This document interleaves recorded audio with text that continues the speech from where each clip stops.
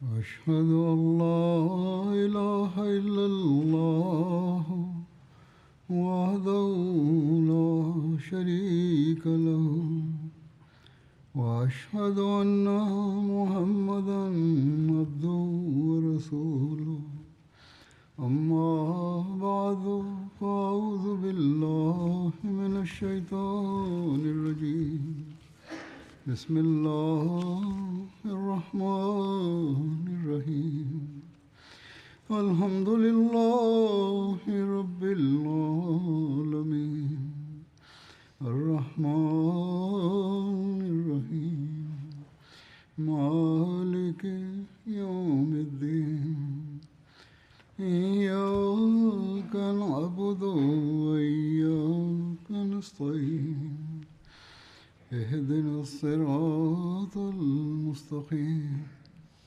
صراط الذين أنعمت عليهم غير المغضوب عليهم ولا الضالين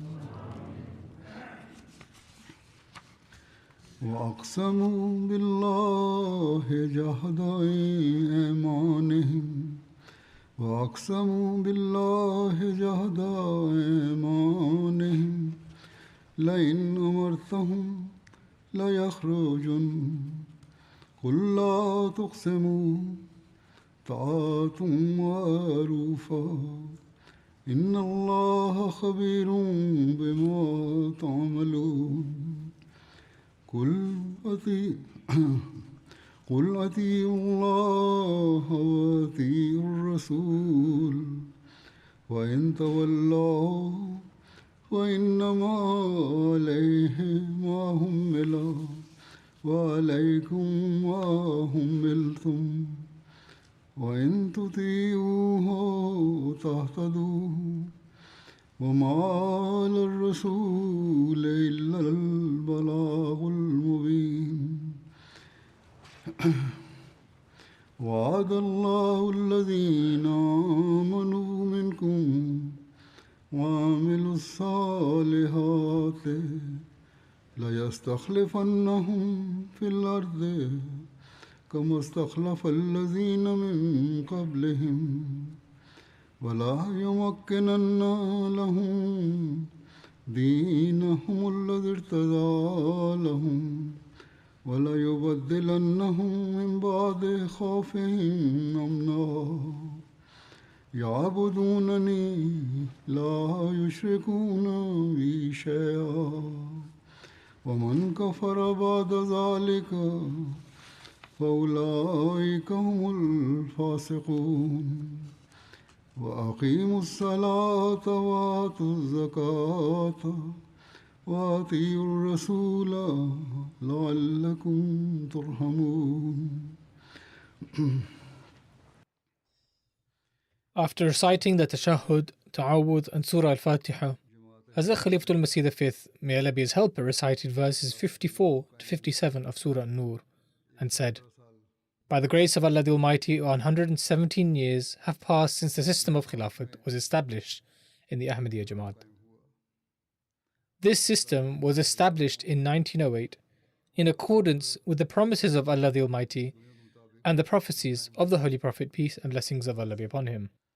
Thus, this was a great favour of Allah the Almighty upon the Ahmadiyya Jamaat, that we are part of such a system regarding which Allah the Almighty had prophesied that after the advent of the Messiah and Mahdi, a new era would begin, which would be the era of the revival of Islam. Then, within this very system, the era of Khilafat would also begin, regarding which the Holy Prophet, peace and blessings of Allah be upon him, had very clearly prophesied. The prophecy of the Holy Prophet, peace and blessings of Allah be upon him, which is mentioned in a hadith, is as follows. He states that prophethood will remain among you as long as Allah wills. Then He will lift it, and Khilafat on the precepts of prophethood will be established. Then, when Allah the Almighty wills, He will also lift this blessing. Then, according to his decree, a painful monarchy will be established. When this period will end, an even more tyrannical monarchy will be established, as long as Allah wills. Then Allah will lift that as well. After that, Khilafat on the precepts of prophethood will be established again. And upon saying this, he fell silent.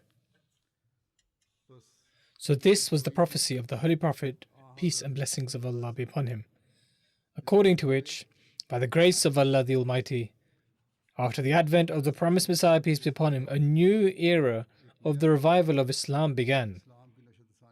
And after his demise, the era of Khilafat also began. In the translation of the verse I recited, Allah the Almighty says, "And they swear by Allah their strongest oaths, that if thou command them, they will surely go forth. Say, swear not. What is required is obedience in what is right. Surely Allah is well aware of what you do. Say, obey Allah and obey the Messenger. But if you turn away, then upon him is his burden, and upon you is your burden."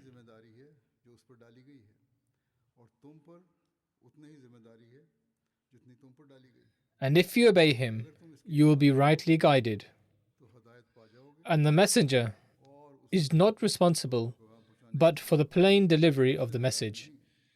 Allah has promised to those among you who believe and do good works that He will surely make them successors in the earth, as He made successors from among those who were before them, and that He will surely establish for them their religion which He has chosen for them, and that He will surely give them in exchange security and peace after their fear. They will worship me, and they will not associate anything with me. Then whoso is ungrateful after that, they will be the rebellious. And observe prayer, and give the zakah, and obey the messenger, that you may be shown mercy. Thus, it is clearly evident from these verses that Allah the Almighty has promised the Muslims that the system of Khilafat shall be established among you. The period of the rightly guided Khilafat lasted for 30 years. Now, Allah the Almighty's promise was not only for 30 years, rather it was a complete promise. And the Holy Prophet, peace and blessings of Allah be upon him, has himself explained this, as I have recited from the Hadith, that it was Khilafat on the precepts of prophethood. Then there was a monarchy. Then there was a tyrannical monarchy. And then Khilafat on the precepts of prophethood would be established. And this would be established in the time of the promised Messiah, peace be upon him. Thus, we Ahmadis should always remember this matter, that by accepting the promised Messiah, peace be upon him, we have promised to act upon the commandments of Allah the Almighty. And a condition of this pledge is that we shall always remain attached to Khilafat. Towards this, Allah the Almighty has not only drawn our attention, but has also enjoined us. Regarding this, the Holy Prophet, peace and blessings of Allah be upon him, also gave instructions. Therefore, as long as we remain attached to Khilafat, we will continue to be recipients of the blessings of Allah the Almighty. But for this, there are also conditions, just as Allah the Almighty has stated in the verses as well. So it is necessary for us to fulfill those conditions. Before explaining those conditions, I will read the statement of the promised Messiah, peace be upon him, regarding the continuation of Khilafat. In his book, The Will, he states, "Thus, He, that is God Almighty, manifests two kinds of power. First, He shows the hand of His power at the hands of His prophets themselves. Second, with the death of a prophet, difficulties and problems arise, and the enemy feels stronger and thinks that things are in disarray, and is convinced that now this Jamaat will become extinct. And even members of the Jamaat too are in a quandary, and their backs are broken. And some of the unfortunate ones choose paths that lead to apostasy, then it is that God for the second time shows His mighty power and supports and takes care of the shaken Jamaat. Thus, one who remains steadfast till the end witnesses this miracle of God. This is what happened at the time of Hazrat Abu Bakr Siddiq, may Allah be pleased with him, when the demise of the Holy Prophet, peace and blessings of Allah be upon him, was considered untimely, and many an ignorant Bedouin turned apostate, meaning the illiterate and unlearned people, those of the villages, turned apostate. The companions of the Holy Prophet, peace and blessings of Allah be upon him too, stricken with grief, became like those who lose their senses. Then Allah raised Abu Bakr Siddiq and showed for the second time the manifestation of His power and saved Islam just when it was about to fall, and fulfilled the promise which was spelled out in the verse.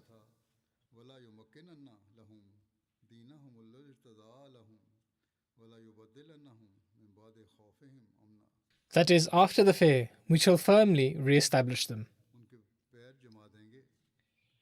This is also what happened at the time of Moses, peace be upon him, when he died on his way from Egypt to Canaan, before taking the Israelites to the intended destination in accordance with the promise.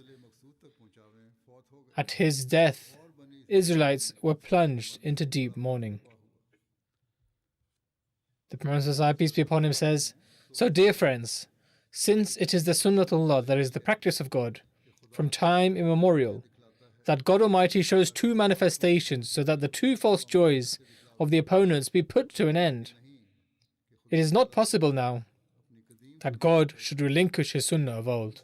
So do not grieve over what I have said to you, nor should your hearts be distressed. For it is essential for you to witness the second manifestation also, and its coming is better for you, because it is everlasting." Here, in accordance with this hadith, the Promised Messiah, peace be upon him, has identified the everlasting manifestation. He states the continuity of which will not end till the Day of Judgment, and that second manifestation cannot come unless I depart. But when I depart, God will send that second manifestation for you, which shall always stay with you, just as promised by God in Barahin Ahmadiyya. And this promise is not for my person, rather the promise is with reference to you. As God addressing me says, "I shall make this Jamaat, who are your followers, prevail over others till the Day of Judgment." Thus it is inevitable that you see the day of my departure, so that after that day, the day comes, which is the day of everlasting promise.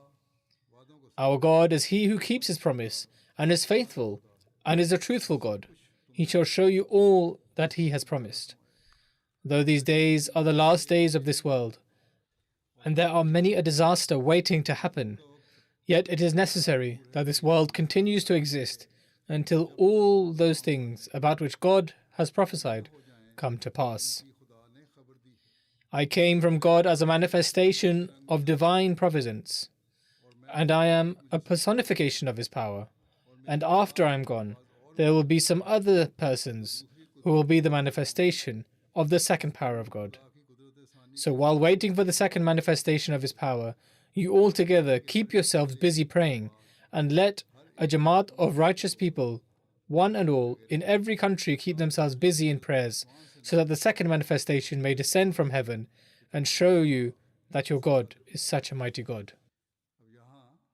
Now here the Promised Messiah, peace be upon him, also stated that in anticipation of the second manifestation, the members should gather and continue praying together, that in every country a group of righteous individuals should come together to pray. At the time when the Promised Messiah, peace be upon him, made this statement, the Ahmadi community existed primarily in India, with only a few individuals residing abroad.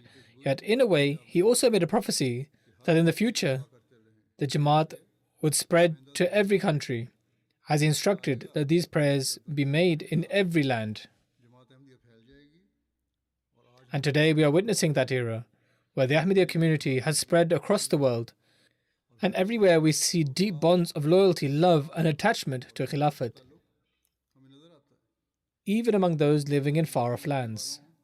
We saw this beautifully demonstrated at the time of the election of Khilafat Khamsa, when people from around the world united and pledged their allegiance to the institution of Khilafat. And God willing, this bayat, i.e. pledge of allegiance, will continue in the future as well. People will go on performing bayat, and in accordance with this, Allah the Almighty will continue to bestow His grace upon us, because this is a divine promise. It is a prophecy of the Holy Prophet, peace and blessings of Allah be upon him, and it is also a glad tiding given to us by the Promised Messiah, peace be upon him, through divine revelation from Allah the Almighty.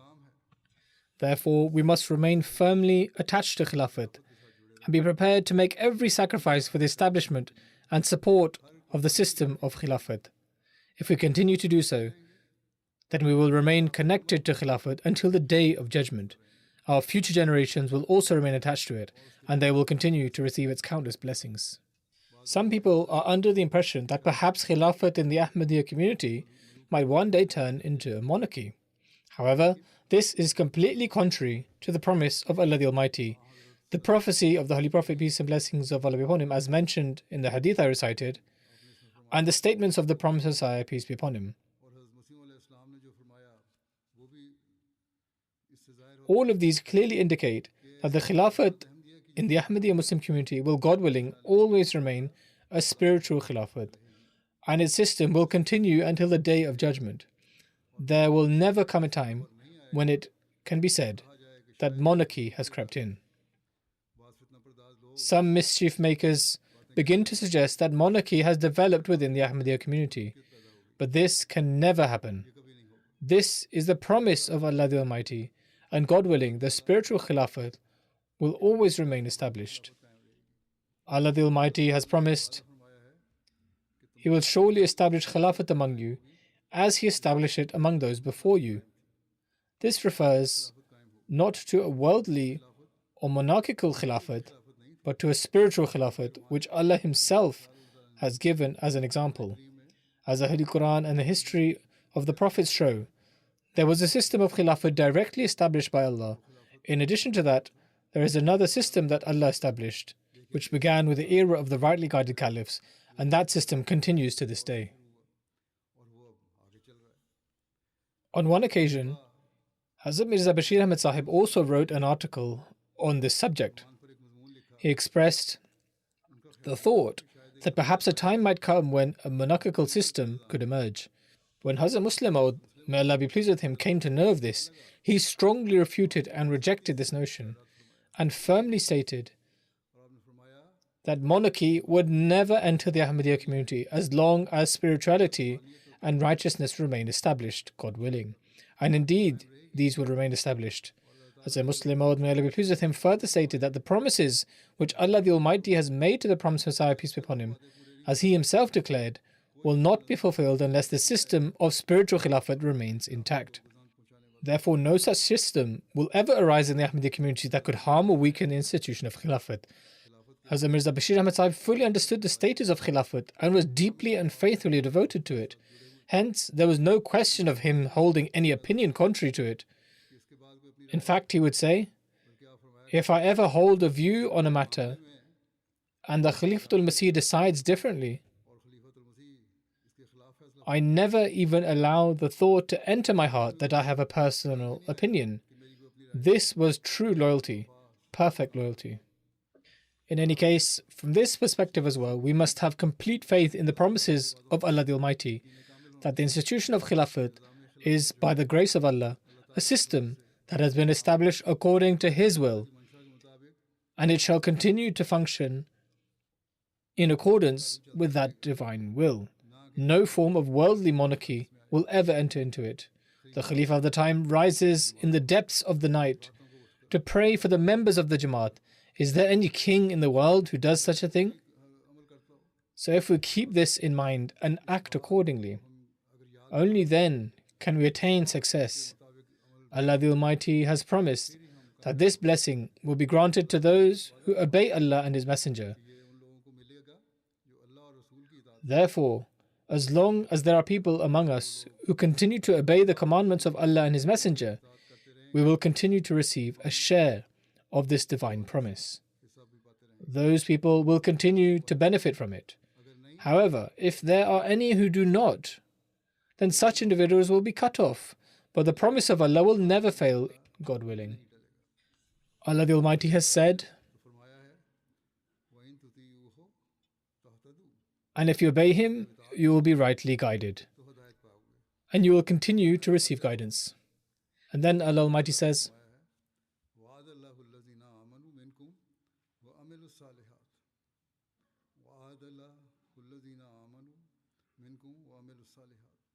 Allah has promised to those among you who believe and do good works. The standard of faith and righteous deeds has already been defined in the earlier verse. Place the yoke of complete obedience upon your neck. Only then will you be counted among the true believers. Only then will the desire to perform righteous deeds arise, and only then will there be a motivation to continuously progress in doing good. When this standard is achieved, then we will continue to benefit from the blessings of Khilafat. Thus, to ensure the continuation of Khilafat and to draw blessings from it, Allah the Almighty has instructed those associated with this Khilafat to obey Allah and His Messenger and to adhere strictly to their commandments. Among Muslims, history shows, and the hadith of the Holy Prophet, peace and blessings of Allah be upon him, testifies that true Khilafat, known as Khilafat Rashida, remained established only as long as people willingly bore the yoke of obedience. Once they abandoned obedience, they were also deprived of Khilafat. Hence, it must always be remembered that joining the Ahmadiyya community and benefiting from it necessitates that every Ahmadi connects firmly with Khilafat, offers complete obedience to it, implements the commands of the Khalifa of the time, and maintains a relationship of loyalty to him. Only then will such a person receive guidance and blessings that Allah the Almighty has designated for those who are true believers and connected with Khilafat. This divine institution of Khilafat is a system through which Allah the Almighty Himself transforms hearts. Such divine support has been consistently evident in every era of Khilafat. When Hazrat Khalifatul Masih I, Hazrat Maulana Nuruddin Sahib, may Allah be pleased with him, took up the mantle of Khilafat, he was a recipient of special divine support, leading people to pledge allegiance to him. Similarly, during the time of Hazrat Khalifatul Masih II, may Allah be pleased with him, despite numerous trials and tribulations, divine support remained evident, fulfilling the promises of the promised Messiah, peace be upon him. Consequently, the Ahmadiyya community united under one banner, while those opposing Khilafat or its perpetuation were marginalized and lost significance.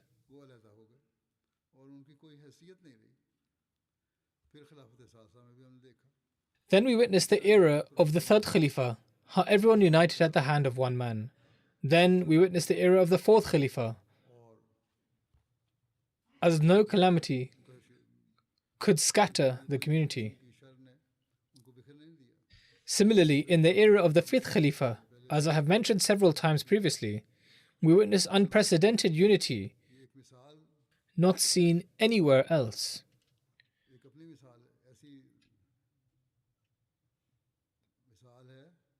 Where people from distant lands were united and displayed such loyalty and devotion which is unparalleled. Today, observe that the Ahmadiyya community alone remains intricately bound in a system. By the sheer grace of Allah the Almighty, those associated with Khilafat and this community continuously receive immense blessings from Allah the Almighty. Indeed, countless atrocities are perpetrated against Ahmadis, especially in Pakistan and some other countries. Yet by Allah the Almighty's grace, they remain firm in their faith, believing these hardships cannot distance them from their faith. In return, the blessings Allah the Almighty showers upon them and their future generations are incomparable. Consider that despite the 1974 persecution in Pakistan, the community continually progressed and spread globally. Similarly, the 1984 legislation against the community did not impede its growth. Although the Khalifa had to leave the headquarters in Rabwa, Pakistan, it was no hurdle to the progress of the community. In fact, after having left, we witnessed the grace of Allah the Almighty in a new light, as the community flourished even more splendidly under Khilafat, and it was showered with His blessings, thus ushering in a new era.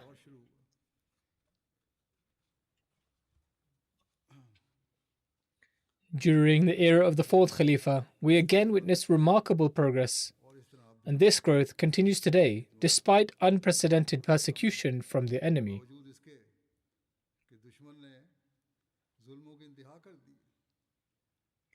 Particularly after 2010, when opponents launched large-scale attacks on our mosques and martyred many Ahmadis. There have been periodic martyrdoms, sometimes more, and other times less. During the era of the fifth Khalifa, we have witnessed numerous martyrdoms, yet Allah the Almighty has not let the faith of the people falter. By Allah's grace, believers continue to strengthen their faith. Not only are the members firm in their faith, but they are increasing in it as well. Certainly, there are some whose faith is weaker, among whom there are those who stepped aside. However, the majority remain steadfast, receiving Allah the Almighty's blessings through other avenues as well. Many have had opportunities to migrate and have been blessed materially and spiritually by Allah the Almighty. Globally, in various countries, the Ahmadiyya community continues to expand rapidly. This fulfills Allah the Almighty's promise regarding Khilafat, as today we have established branches of the community in 213 to 214 countries. By Allah the Almighty's grace, a sincere group of followers continues to grow. Astonishingly, even those living in remote areas demonstrate remarkable allegiance to Khilafat. I have narrated numerous incidents previously, highlighting how people of far-off places, of villages in Africa, maintain their connection with Khilafat. Despite their losses, those people are resolute in their faith. In Dori, Burkina Faso, 8 to 9 Ahmadis were recently martyred.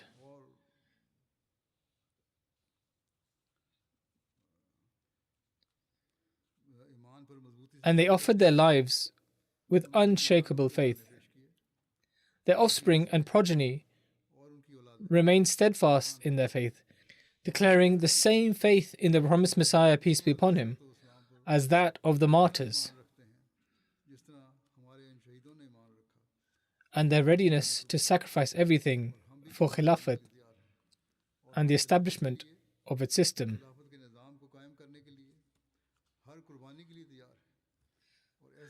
The affectionate messages they send astonish me, revealing that even those who live in remote areas, whom we sometimes consider uneducated, possess an intense vigor of faith, such that their words, passion, affection, and love for Khilafat are unmatched.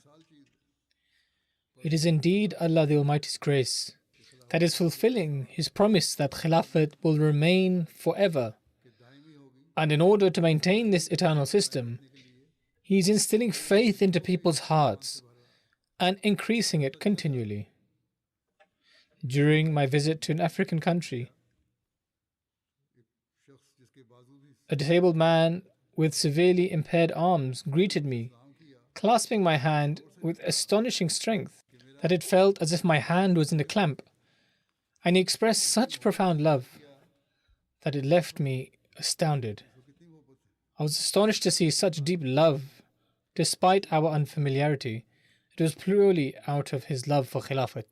People witnessing such scenes wept openly. They had never met me before nor known me. There was no familiarity, yet they would cry while embracing me in an astounding manner. It was a wonder how Allah the Almighty has imbued their hearts with love for Khilafat. They would pledge that they are ready to offer any sacrifice to ensure the perpetuation of Khilafat. And it was not just a pledge, rather they were ready to demonstrate their readiness. Every year, numerous people, from children and women to young and elderly men, write letters expressing intense affection. Observing their profound love for Khilafat, one is amazed at how Allah the Almighty has instilled within their hearts a deep love for Khilafat, the community, and the Prophet Messiah, peace be upon him, and how devoutly concerned they are for Islam's progress. This profound affection and passionate dedication are gifts from Allah the Almighty through the Ahmadiyya Khilafat. Allah the Almighty assures us that remaining steadfast in virtue and maintaining righteous actions will continually enable us to benefit from this blessed system. In the same verses, Allah the Almighty says that a hallmark of those who progress in their faith is that they do not commit shirk, associating partners with God. Hence, it is also important for us to always safeguard against every form of shirk. Recently, I delivered an address to the UK Shura in which I covered this topic with reference to Hazrat Muslim Maud, may Allah be pleased with him, that if we have an ego or pride, whether as an office bearer or any other person, this is not addressed only to office bearers, rather this is addressed to all Ahmadis, then shirk has developed within them. If we wish to truly benefit from the blessings of Khilafat, and if we truly want to become the recipients of the blessings of Allah the Almighty, then we must save ourselves from all forms of shirk, ego, and pride, and purify ourselves from these things. Office bearers and workers can only be beneficial and useful for the Jamaat when their egos are eliminated, when their pride is eliminated, and they work solely for Allah and for attaining the pleasure of Allah the Almighty. Then Allah the Almighty says, these people are those who establish their prayers and offer zakat. Then He said, they are fully obedient to Allah the Almighty and His Messenger. Such are the people upon whom Allah the Almighty will have mercy.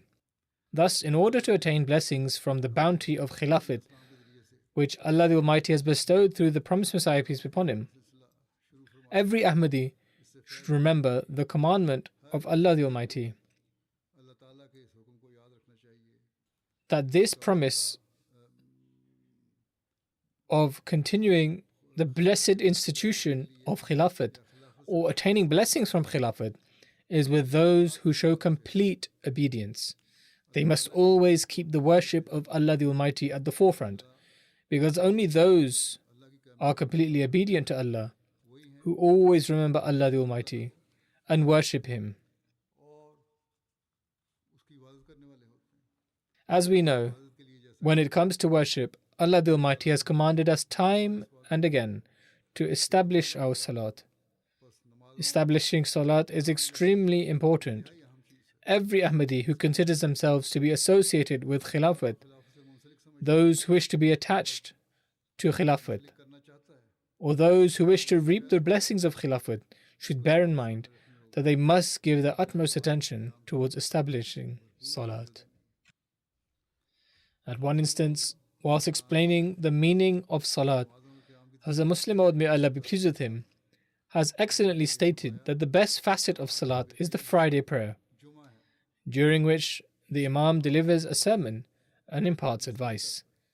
In light of the world's condition, the Khalifa of the time imparts advice to various nations of the world according to the various needs that arise and develop from time to time, which develops unity and accord among the people. Everyone's attention is towards the Khalifa of the time. Today we see this happening in practical form. Now, through MTA, we see how Allah the Almighty has established a system whereby the sermon being delivered by the Khalifa of the time is relayed to every country of the world and is heard and watched in every region, city and town. It is not that the message of the Khalifa of the time is limited to those sitting before him. In fact, I received many letters from countries in Africa, Turkey and Russia saying that it seems as though the things I say are exactly according to their circumstances, and upon hearing them, their attention has been drawn towards their own reformation. They feel that the institution of Khilafat has truly united them all. Therefore, it is not right to think that the things being said are only for those of a Pakistani mentality or for certain people in Europe.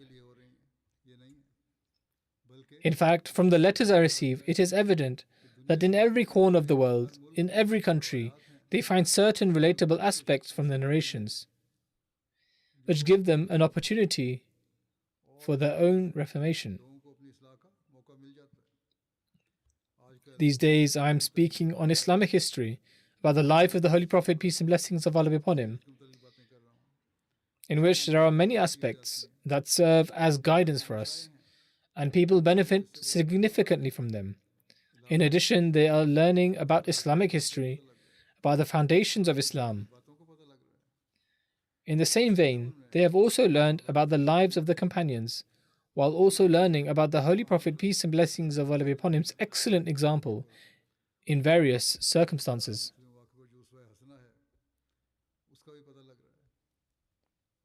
There are certain aspects that are beneficial for personal reformation, and people are taking advantage of them, something that others have also expressed. Hence, Khilafat is the means created by Allah the Almighty, through which unity has been established within the Ahmadiyya community.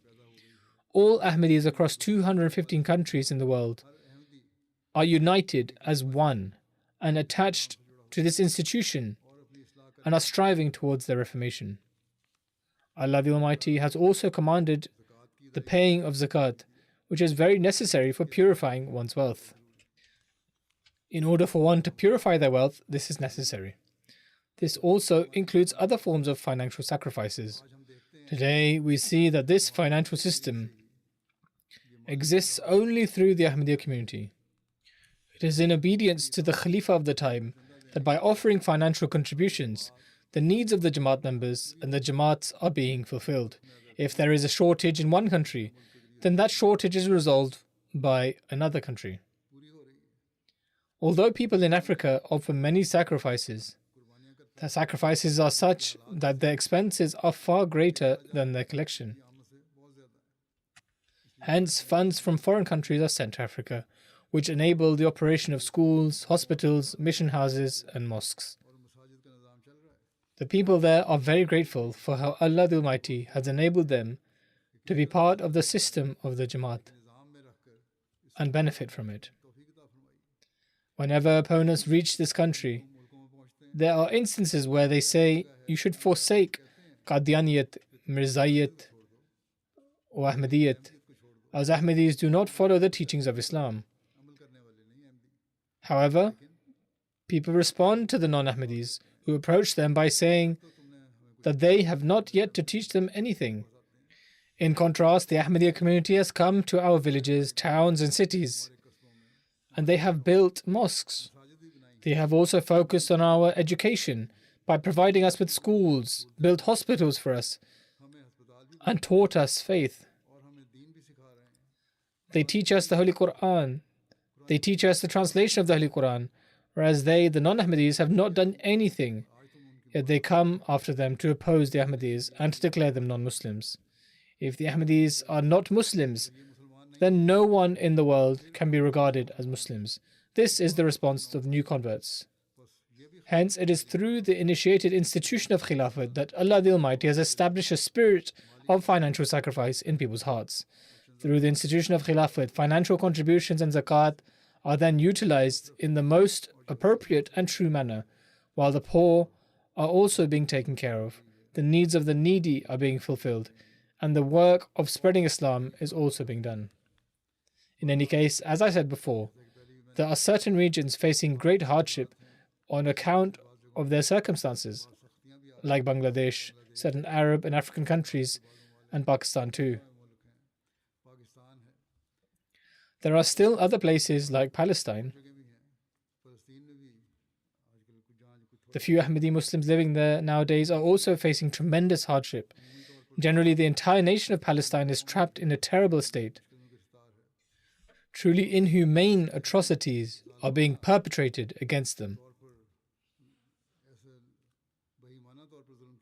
May Allah Almighty grant the Palestinians facing this ongoing cruelty escape and refuge. The actual intent of their cruel aggressors is to wipe out the Palestinian people entirely. And they're doing it. Only Allah can resolve this with His mercy.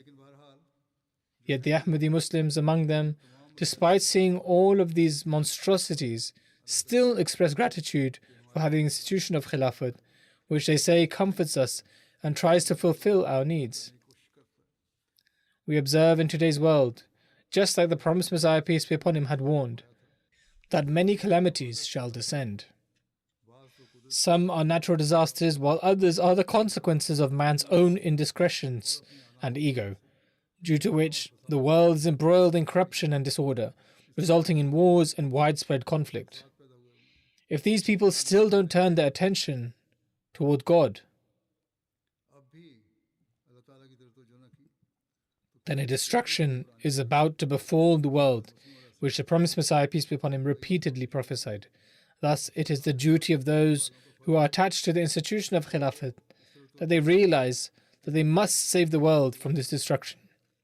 And when we make this oath to save the world from calamity, then we'll also make efforts towards it.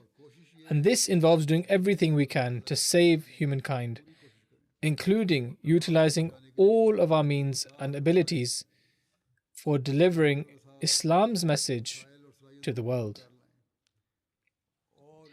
and to remain ever ready to sacrifice our lives, wealth and time, and to personally forge such a powerful connection with Allah the Almighty that a special grace of Allah becomes the hallmark of every Ahmadi Muslim. And as a result of this grace, we draw nearer to God Almighty while trying to save the world from ruin. When an Ahmadi achieves this, then his own future generations will also be safeguarded, and he will also save himself from pitfalls, because these calamities and afflictions are taking on such perilous proportions. Who knows what hitherto unimaginable shapes they will take in the future. So always remember that the salvation of humankind now lies in establishing a bond with the Ahmadiyya Khilafat, and that this Khilafat is the continuation of that promise which God Almighty made to the Holy Prophet Muhammad, peace and blessings of Allah be upon him, and which the Holy Prophet, peace and blessings of Allah be upon him, prophesied would emerge after the advent of the promised Messiah, peace be upon him.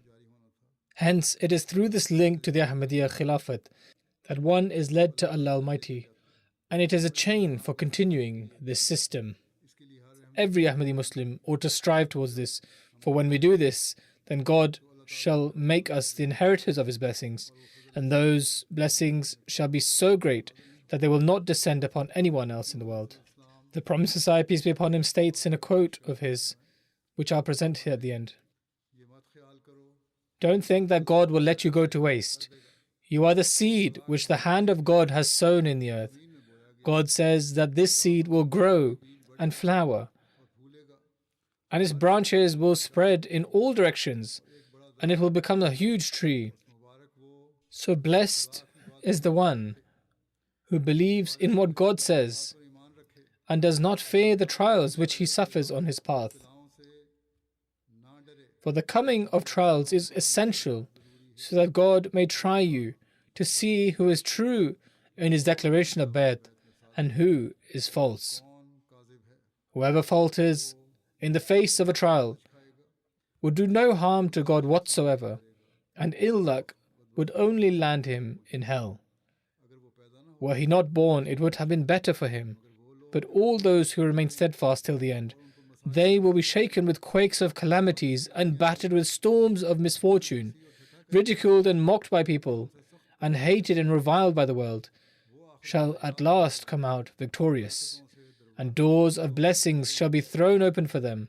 God addressed me and said that I should inform my Jamaat that those who believe, and their belief is not adulterated with worldly considerations, and is free from hypocrisy and cowardice, and is not found wanting at any stage of obedience, such people are the favorites of God.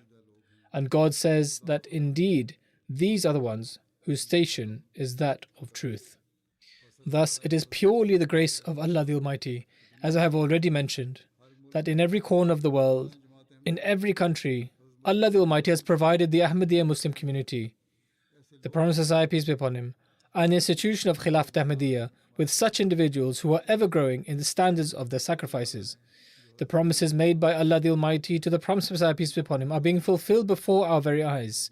The Promised Messiah, peace be upon him, has stated that Allah the Almighty had promised him that this world would not come to an end until all of those divine promises are fulfilled, some during his own lifetime and others after his demise, i.e. some during the lifetime of the Promised Messiah, peace be upon him, and some after. And we are witnessing them being fulfilled even to this day.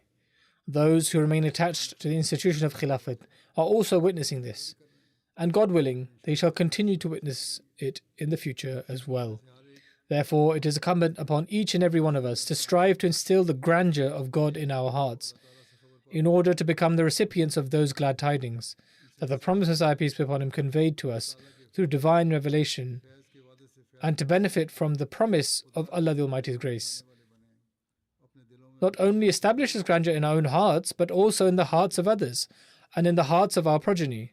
Let us demonstrate through our practical examples the unity of God, and show true compassion to humanity, and purify our hearts of malice and rancor, who tread every path of virtue, who safeguard their faith, who manifest perfect obedience, and who continuously strive to advance in their faith, so that in the sight of God Almighty, we are counted among the truthful ones, and we may become true recipients of His divine promises.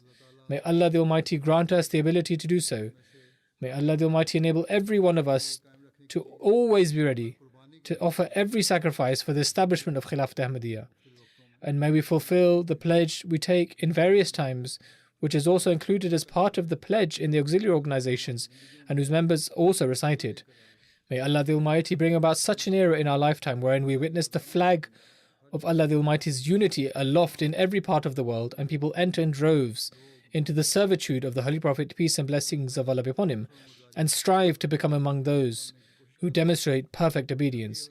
It is only then that it will be a day of true happiness and blessings, whereby we can proclaim that we are reaping the benefits from the blessings promised by Allah the Almighty regarding Khilafat. Those would be the days that would save the world from destruction. May Allah the Almighty enable us to reform our conditions and grant us the ability to spread the message of Allah the Almighty to the world. After the Friday prayer, I shall lead 2 funeral prayers in absentia. The first is of respected Colonel Dr. Peer Muhammad Munir Sahib, who formerly served as the administrator of Fazle Umar Hospital in Rabwa. He recently passed away at the age of 85. Inna lillahi wa inna ilayhi rajiun. Surely to Allah we belong, and to Him shall we return. By the grace of Allah the Almighty, he was a Musi, part of the blessed institution of Al-Wasiyah. He accepted Ahmadiyyat in 1963 through personal research, and formally joined the system of Wasiyat in 1967. Observing his pious conduct, his parents also accepted Ahmadiyyat in 1991.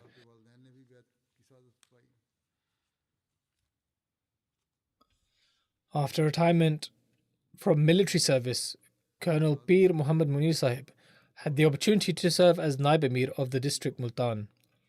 In 2004, he moved to Rabwa and did Waqf after retirement. He initially served as a general physician at the Fazle Umar Hospital, and was later appointed as its administrator.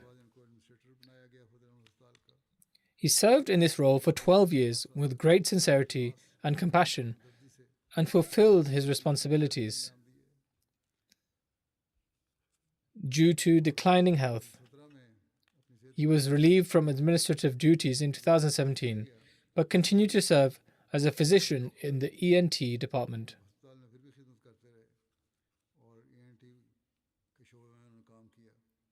He served the Jamaat as a life devotee for 19 years.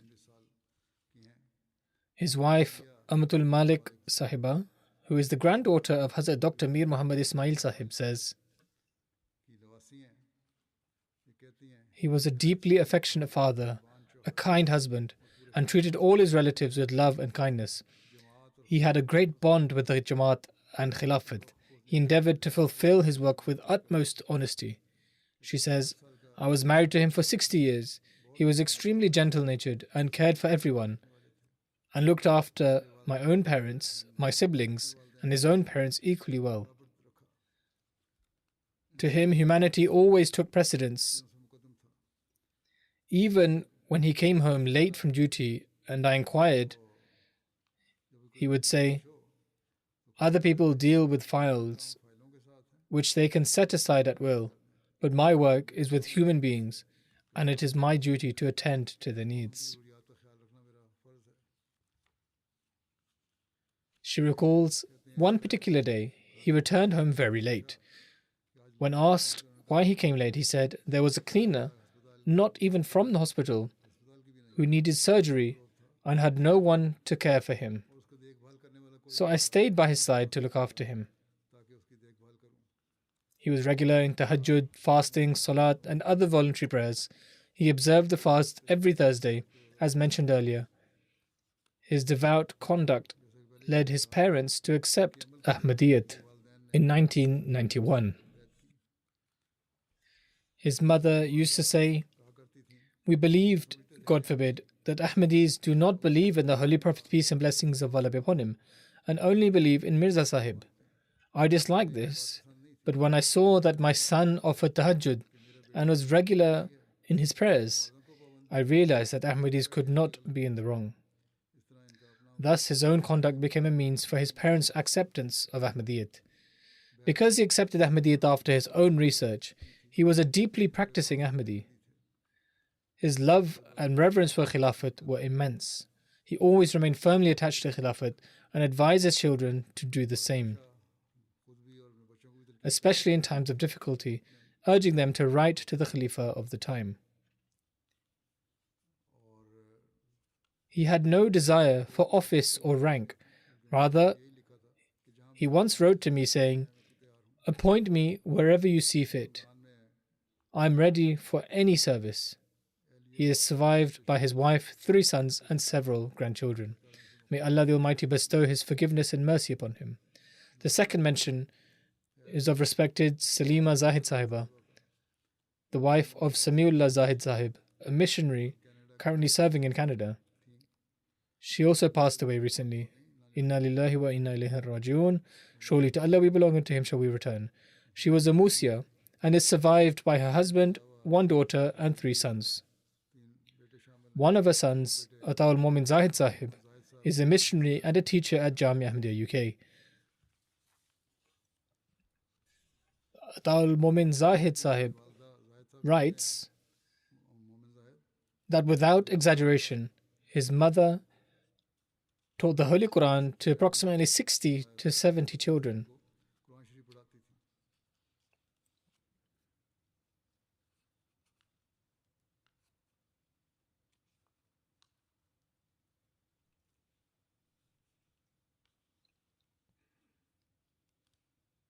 It was Momin Zahid's father who wrote this.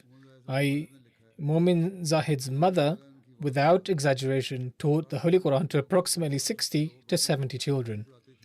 After her demise, the deceased continued this noble work and taught the Holy Quran.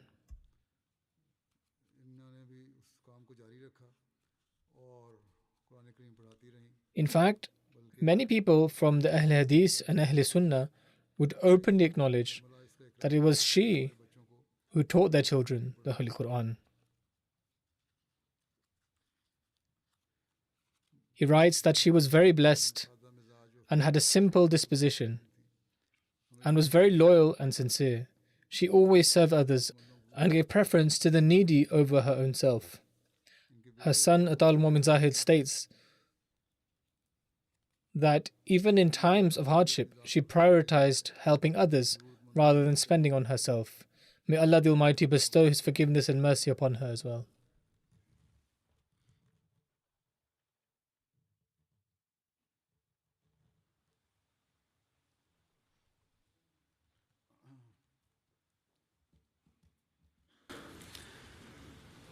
Alhamdulillah nahmaduhu wa nasta'inuhu wa nastaghfiruhu wa nu'minu bihi wa natawakkalu alayhi wa na'udhu billahi min shururi anfusina wa min sayyiati a'malina man yahdihillahu fala mudilla lahu ومن يضلله فلا هادي له ونشهد أن لا إله إلا الله ونشهد أن محمدا عبده ورسوله عباد الله رحمكم الله إن الله يأمر بالعدل والإحسان وإيتاء ذي القربى وينهى عن الفحشاء والمنكر والبغي